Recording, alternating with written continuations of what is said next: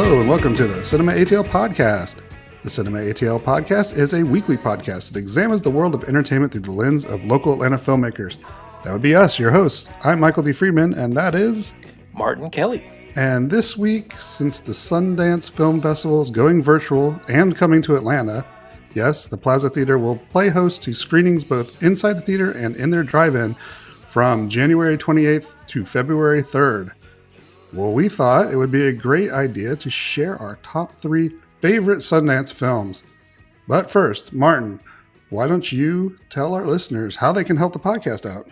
Well, they can help the podcast by rating, subscribing, and commenting wherever they listen to the podcast. So subscribe where you're listening. So are you listening on Apple Podcasts?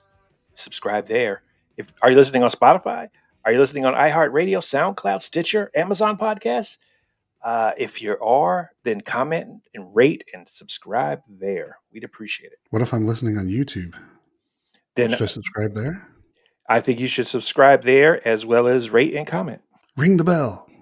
Exactly. Anyway, but we also want to hear from you. So you can tweet us at CinemaATL or at my personal account at Badger33. Or hit me up at Marte_real1.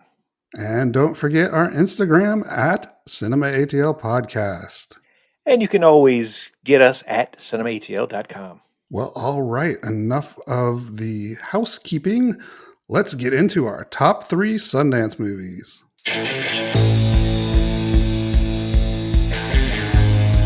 Yes, and this is a top 3 Sundance films, and these films are films that had their premiere at the Sundance Film Festival. And we always say this are our favorites, okay? This is not some kind of formula, some kind of algorithm that picks the absolute top Sundance films. These just happen to be our top favorites. Yes, and while we didn't necessarily have to have personally seen these at the festival, many of the films that are on at least my list are ones that we saw there. But these can be films that premiered, a while back or recently. It's just whatever we're thinking right now. And just a reminder that this list could always change if you ask us, a week from now. So this is just how we're feeling at this moment. Definitely, you could ask me an hour from now, and I may have changed my mind. Well, all right. So this is how we do it. We name our top 3 lists. We start at 3 and we go up to 1, and then we discuss them. And then after that, we'll throw in our honorable mentions. So why don't we just kick it off? Martin, what was your number 3? My number 3 is a movie called Smoke Signals from 1998. Yes, I know that's one of your favorites. That's cool. My number 3 is a movie called Once from 2007. Beautiful film. Absolutely. So my number 2 is even earlier, called Hoop Dreams, 1994. Oh, yes. My second film is also from 1994, and it is Clerks. Yep, I suspected it. My number 1 is a film that I did see at Sundance, 2001. It's called Memento. Well, my number 1 is a film that I saw at Sundance in 2000, and it is called Memento. Wow, okay. I thought it would be on your list. I didn't know it would be number 1, so I wasn't sure if it would make your number 1. But I've got a lot of reasons. Yeah, great minds do think alike or copy each other. Those are lazy minds that copy each other. But okay. We're not lazy. We came up these lists independently. Absolutely. This is the first time we hear them when we talk about them on the podcast. So definitely. So let's save Memento for a minute, and let's talk about, I guess, our number 3s. And sure. I've got a lot of affection for Smoke Signals. Smoke Signals won the Audience Award in the film festival in 1998. It's a really cool little movie. It's kind of the epitome of indie films for me. The type of indie films, but yet it has this unique storyline that most audiences don't really get to see, which is, life for Native Americans on the reservation. And it tells a story of, 2 young men who happen to go on a road trip for, based on a tragic situation, but learn a lot from each other and from the journey. So it's just a beautiful film. And it's actually some film that I'll probably nominate for a forgotten film at some point. But Yes. now that we're talking about it, maybe it's not forgotten if we talk about it a little bit now, right? No, I mean, I think we definitely need to bring it up as a forgotten film because I've got fond memories of this film too. You actually made me watch this film back when we were roommates, and I remember it fondly, but I don't really remember much about it. Hmm. So I would like to take a look at it again and re-examine it now. So, Awesome. Yeah, we'll do it then because it's certainly like I certainly am dying to watch it again because I do have a lot of affection for it. This was the debut of Adam Beach actually, mhm. who went on to do a lot of films and still doing movies today. Yeah, definitely. And then so my number three is Once. I'm gonna, I did see this film at Sundance when we were there. Martin and I were lucky enough to have been to Sundance on several occasions. We haven't been in a while. I think this was the last time that we were there. Actually, was 2007. So I really had no expectations about this film. Back in the day, when you got tickets, it was really hard to get tickets to individual showings at Right. Sundance. And one of the things that you could do is purchase a ticket to a TBD screening. So you had no idea what the film was about. You just purchased a ticket and they would announce it like during the festival.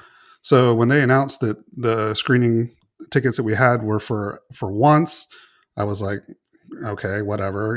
I didn't think much of it. I didn't think it was going to be Right. very good because the description was just, two musicians like fall in love or whatever. you know? Right. Right. Yeah. Yeah. I remember that. I remember the description. But we went to the screening and I was just in love with the movie from the very first, reel. It's a tremendous story. It has great music. It Hmm. introduced me to Glenn Hansard, who is the lead actor in it, who's a musician by trade.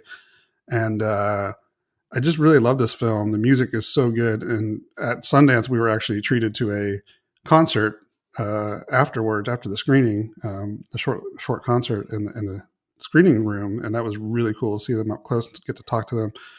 And the thing I like about this movie is it's not just a love story between two people, but it's really a love story about the power of music and creativity. So it's just really hits home for me, and I love the music. The soundtrack is great, and if you haven't seen it, you need to check it out. I couldn't agree more, honestly. That this movie, and it should have been on my list, and it's on my honorable mentions. But the more I think about it, the more I really should have put this in the top list because this is one of my favorite movies. And you mentioned why. It's all about creativity and musicianship, right? And the story is so good, but yet the music is so good, and the capturing the feeling of trying to create music it does it better than any film I've ever seen. I mean, I've spent long hours in the studio over a weekend session trying to cram recording, like they did in this Hmm. film. Hmm. I've done that. I've been there.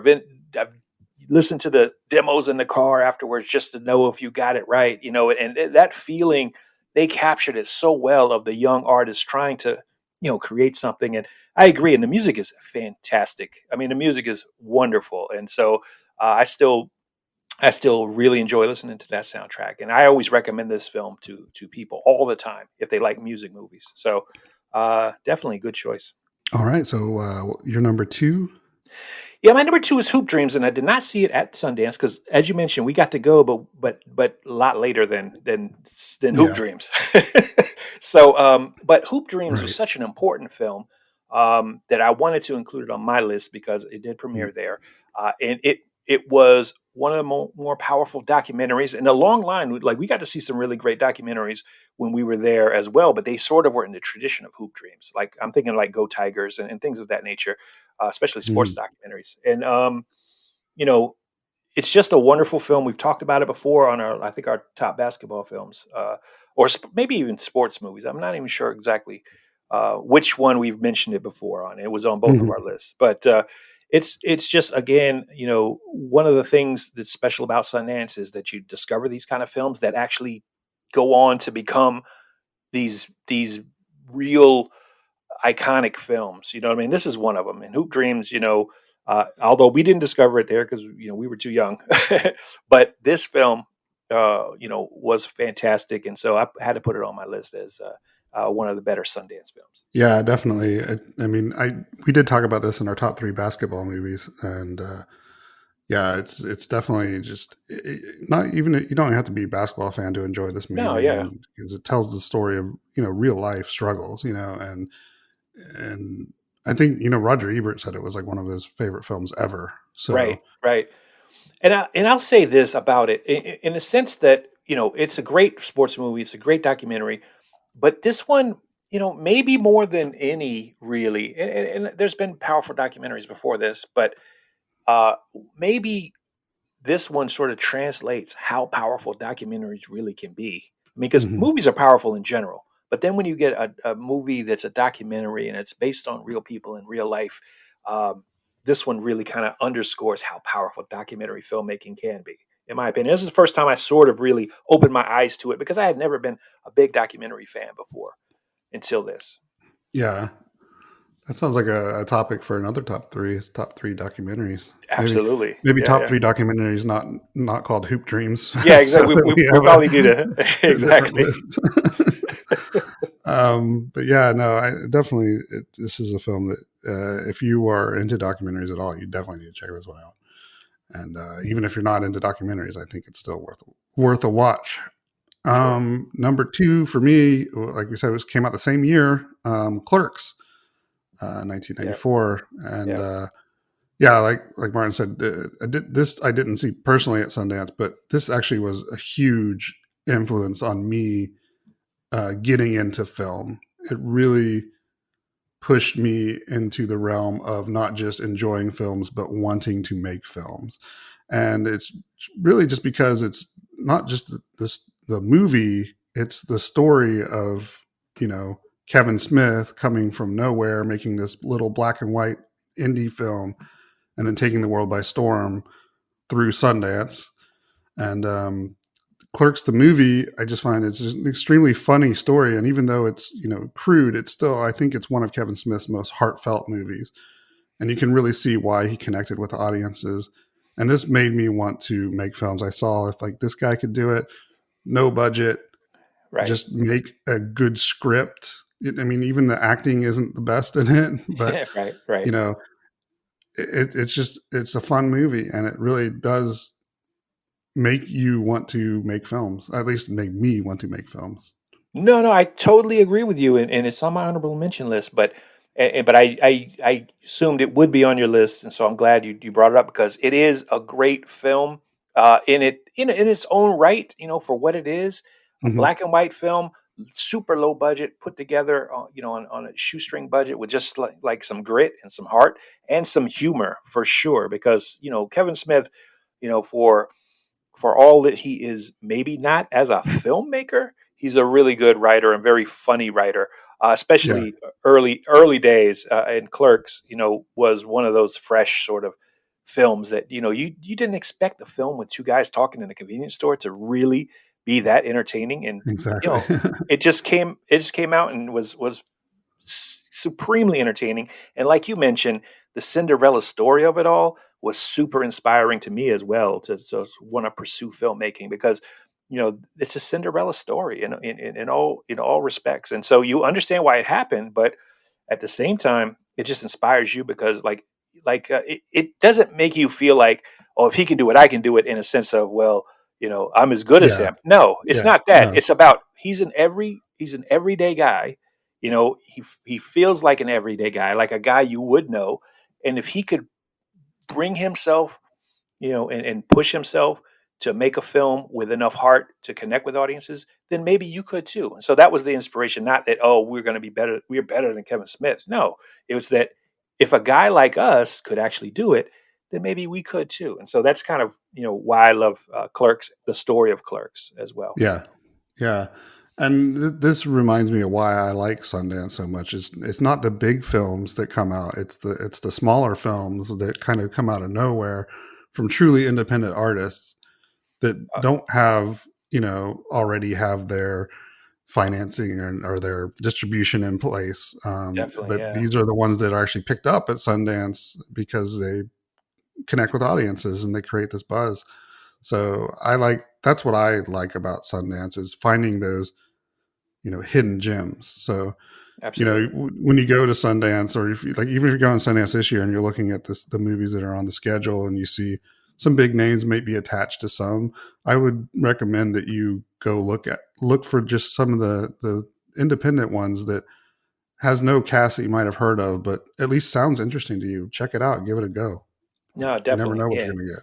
that's It's like a definitely box great. of chocolates. You never know what you're going to get. Right, right, exactly. So yeah, I mean, I agree with that. I agree with that. That's one of the great things about Sundance is the discovery that can be made there.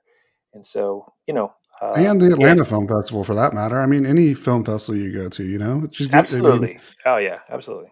There's always the big ones that they probably already have distribution lined up. They're probably going to be on Amazon Prime in 3 months, or whatever.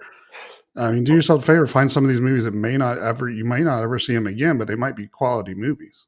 Right. Um, No, definitely, definitely. Yeah, and that's the one thing that I was gonna say, sort of at the end of this is that Sundance. We think of all the films being being ones that we know of, but it's really not the case. I mean, Sundance has so many films, and a lot of them are really great, but a lot of them never get seen by the general audience mhm. ever.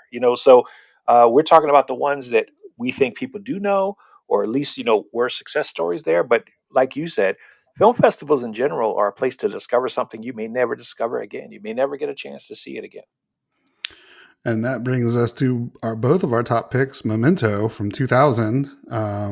I know we both saw this at You saw this at Sundance, right? Yeah, yeah. Or did you see it afterwards? Oh, yeah. But not your screening, not your. I think I saw it at a Yeah. subsequent screening. Yeah, So yeah, I was going to tell that kind of story about, like, you know back in the day at Sundance, there was what they would do is they would release certain tickets on the day of the screening, so you had to get up super early. Like, we would get there at, like, what, 3 in the morning, yeah, and yeah, basically sleep overnight until the box office opened. yeah, yeah. We would go in teams of two. Yeah, and Memento was one of the ones that I got. I was up super early, got ticket for that morning screening at 8 a.m. And previously, when I had gone to see 8 a.m. movies, if they did not capture my attention, I was falling asleep in the theater. Right. Um, but Memento, I was so enraptured by this film that even at the early 8 a.m. screening time, this was like my favorite film of that year, and basically of all the years based off this list. Yeah, exactly, exactly. No, and one of the reasons why it's on my list is it was such a great film, such a great discovery. It was something we hadn't seen before, or at least Hmm. a technique that was really unique of this film. And many people probably know what it is, but I won't give away what it is. But the film really captured everyone's attention at Sundance. I remember the buzz, not just from us, but from other people who we talked to Hmm. while we were there. This was the discussion piece of the whole festival, from what I could tell. Everyone was talking about Memento. And, everyone knew, even though, this wasn't his first film, but this was the, breakout, the real breakout for Christopher Nolan, who many people may have heard of. Yeah. But Yeah, no, yeah, I was going to say too. This was my introduction to Christopher Nolan. I was not familiar with his work before. I mean, he had done a couple of films previous to this, but yeah, this was his big breakout. right. And it was such a huge breakout that you kind of knew he was destined for great things. And, obviously he's done really well for himself since then. But I want to mention Guy Pearce, because Guy Pearce was absolutely remarkable in the film. Hmm. It, Hmm. he, and I love Guy Pearce, and I don't know why he doesn't get more parts. I mean, he gets enough, but I mean, Guy Pearce is a badass. I mean, he is a badass, and Yeah, he ought to this be in movie way more in movies. particular. This Yeah, yeah, movie, I mean, yeah, he's so good in this movie, and I was gonna agree with you on that. It was kind of my introduction to Guy Pearce too. I right, mean, he had been in L.A. Confidential and some other things, but this was like, oh wow, this guy is a really good actor. right. Now, Guy Pearce is awesome, and and in this film is sort of his tour de force early in his career, and so it was a perfect match between a innovative director and a great actor with a great concept for making a film that really blew everybody away. And so obviously, I think the reason it's on top of my list is A, it blew me away, but also because of sort of the impact that it made on like the career of like one of Hollywood's heavyweights right now. I mean, Yeah. if it wasn't for this, Christopher Nolan would still be making small films somewhere, probably. And he's obviously not making small I films these days. I don't know if he'd be making small films, but he might not. I mean, this did kickstart his career, so but I still think he would have broken through at some point. Well, but But we don't know how much he would have broken through. yeah, That's I the mean, thing. this gave people a reason to believe that he could pull off some of these Right, crazy right, ideas that he has. And like I was going to say in my notes, I wrote down that I'd never experienced a film like this before, and I right, know you didn't want to go into spoilers, but it's told backwards, so it's it's a perfect way to tell a story about this topic because it's a man with short-term memory loss, and it's not told as a gimmick. right, It's meaningful to the story why it's being told out of order. right. No, So it's not just a really clever idea of a way to tell a story. It's also fits perfectly into the storyline. So no, definitely. Yeah, I agree with that too. I and I agree with think that. that's what Christopher Nolan does really well. I mean, some people might think that some of his stuff might feel a little gimmicky, but I think the way he tells a story is sometimes just as important as the story he's telling. I mean, you No. see it in things like in Inception Hmm. Hmm. and Dunkirk, Hmm. which I know a lot of people had problems with the way Dunkirk was told, but I thought it was brilliant the way he told Dunkirk. But this is like his first step towards that. So if you are a Christopher Nolan fan and you haven't seen Memento, you definitely need to check it out. Definitely. No, I agree. And you're right about, Christopher Nolan. He is not afraid to play with big concepts and, and one of them being sort of linear, linear progression or non-linear Mhm. progression. Mhm. You know what I mean? And so I think you're right. He's continued that experimentation even in gigantic, budget films, So yeah, I mean, I like I said, I can't say enough good things about Memento. Had a great impact, and we'll talk about, I guess, in our honorable mentions, some of the other films that had big impacts at Sundance, probably. Um, Mhm. but this one, to me, is one of the ones that had maybe the most impact overall. Yeah, and I also wanted to mention not just Guy Pearce in the cast, but the rest of the cast is really good too. And Joe Sure, Pantoliano absolutely. and Carrie Ann Oh yeah, Moss yeah. and Hmm. Stephen Tobolowsky. I Yep, mean, it's just a really well told film with a good cast, and yeah, it's definitely one of my most memorable moments at Sundance was seeing this movie and walking out and basically telling everybody to go see this. yes, I And know, because I felt special at this point too because I was like one of the first people to see this movie in the yeah. world, and I'm just like, oh man, this movie you got to see it. It's so good. No, no, I remember because I think you saw the early screening of it, and then I saw it later in Yeah, that week, and because of your recommendation, and nobody was disappointed because I think everybody in our group saw it, and yeah, it was the talk of us for over a year, about yeah. Memento, so All right, so let's get into some of our honorable mentions. I'm going to name a couple of mine. When I talked about a little bit about films that you might not see again when you watch films at the film festival, two of them are on my honorable mention list that they have been released, but they're really low profile films. Lo and Behold, which we have talked about in a Forgotten Film episode hmm. previously. I'm not going to go too much detail on that, but that's definitely worth checking out to me. And that again is one of those indie films that doesn't have a name in the cast, but it's really well told. And then another one is Manic, which this one does have a superb cast, but for some Absolutely, reason absolutely, was not released widely. It's got Don Cheadle, it's got Joseph Gordon-Levitt, it's got Zoe Deschanel, yep, it's got Eldon Henson. It's oh got yeah, yeah, it's your just your your baby brother, it's an incredible film from and these were when they were like young actors. yes, I mean, absolutely, Don Cheadle was definitely older than them, but it's basically telling the story of some people in a mental hospital, some young people in a mental hospital, and them dealing with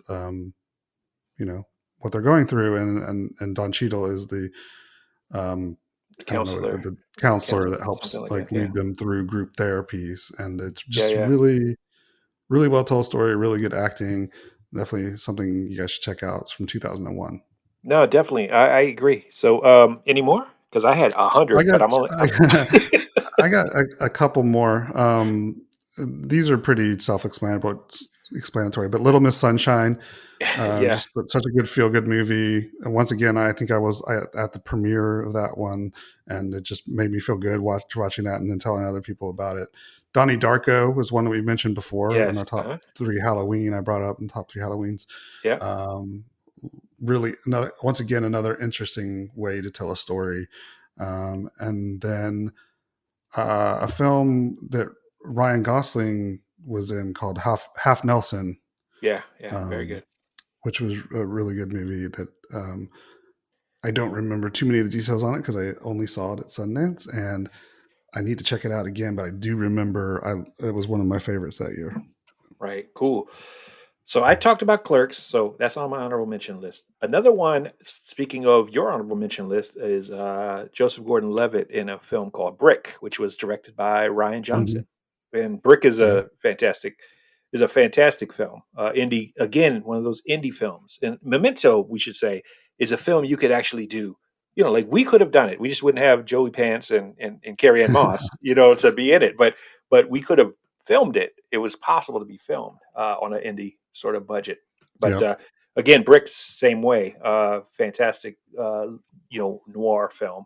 Um, Another, I guess Joseph Gordon-Levitt's big on this list because 500 Days of Summer. 500 Oh Days yeah, of that's a Summer great movie too. is a Yeah, really good movie.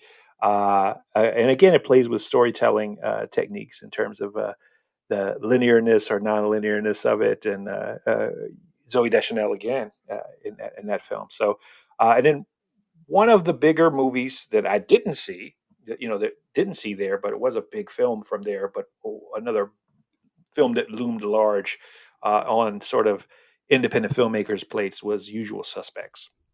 yeah, definitely. And that's and then one other one I'll have to mention just because you threw out a couple was Reservoir Dogs. And again, debut of one of the big filmmakers of our times. So it premiered there as well. Yeah, and lots of non-linear storytelling being presented in these picks for all these. Yeah. Seems like a common theme for us. Well, Yeah, I guess so. it must be something we like. Right. But yeah. So anyway, yeah. I mean, I would just encourage people to, check out the Sundance Film Festival if you get a chance. Not only is it playing at the Plaza Theater, but you can also watch movies online. Yep. First time you can do that. And like I said, I just encourage people to dig deep, dig through the crates, if you will, and Definitely. uh, and I find agree. some hidden gems. Yeah, I agree with you. You should just go for it and find something that's going to be very unique. I mean, obviously, some of the storytelling that we are discussing here is unique, and so that's probably why it's on our list because it's a lot different than sort of the mainstream. All right. Well, that about wraps it up for our top three lists this week. Let's recap. My number three was Once, number two, Clerks, and number one, Memento. My number three was Smoke Signals. Number two was Hoop Dreams, and my number one was also Memento. All right. That does it for this week's episode. Please come back next time and we'll have a new topic to discuss. I think we're going to be talking about Sundance a little bit more. Could be. And we'll see you next week. But first, I want to thank Eureka Failure for providing the music as they do each and every week. And also, please, like Martin said earlier, please share this podcast. Please comment. Please rate. It really helps us out. And like I said, follow us on Instagram. There's a lot of other cool things that we're doing as well. So, Definitely. Martin, any other final words of wisdom? Well, I just want to thank everybody who does listen. We appreciate it. We love the support. And so thank you. Just keep spreading the word if you can and sharing it. Make it official by rating it and commenting. So thanks, everybody. Thanks again for listening, and we'll see you next time on the Cinema ATL podcast. Bye.